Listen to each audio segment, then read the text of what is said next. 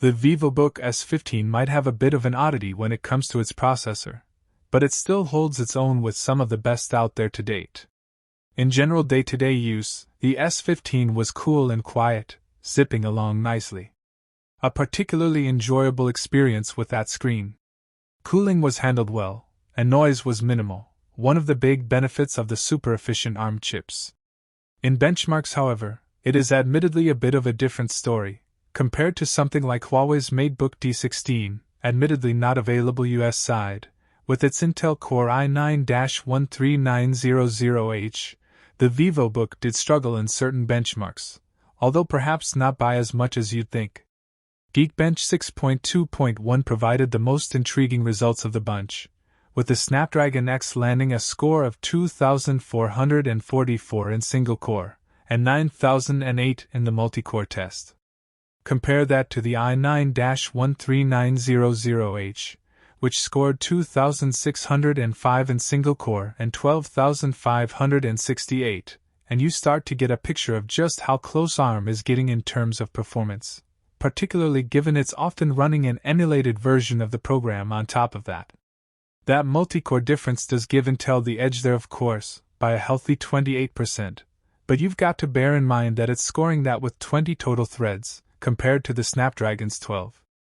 All while consuming more power, operating at 5.4 GHz, and running at hotter temps as a result.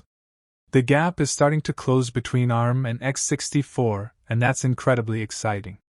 Graphically, however, Intel still has the edge, with its Iris-A graphics performing considerably better in our benchmark results. 3D Mark Wildlife Extreme, for example, scored just 6,091 with the Snapdragon and its Qualcomm Adreno chip, versus a staggering 13,731 with Intel. Similarly, in games at their native resolutions, Total War Warhammer 3 on low scored 33.9 frames per second on Intel's chip, versus just 13.7 on the Adreno. But there's a catch here, and that's the AI upscaling tech that's built natively into the Vivobook S15.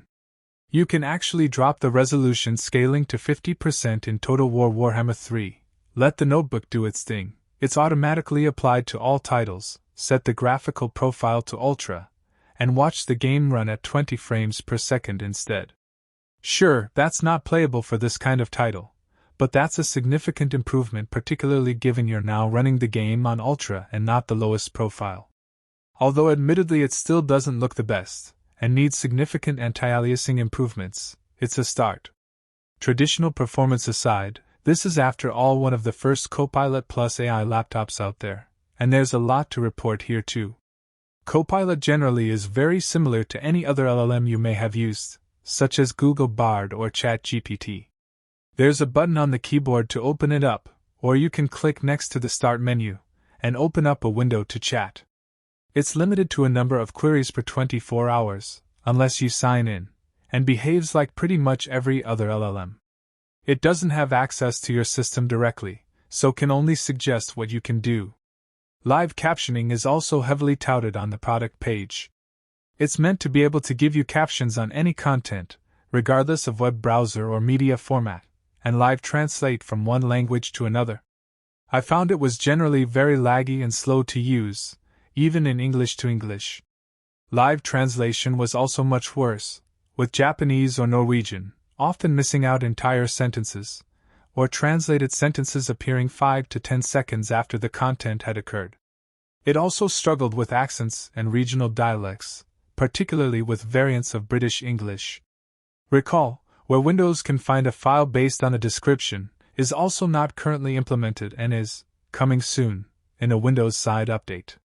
Moving away from the software side, when it came to the display, and particularly the audio, the experience was outstanding. That screen is absolutely gorgeous.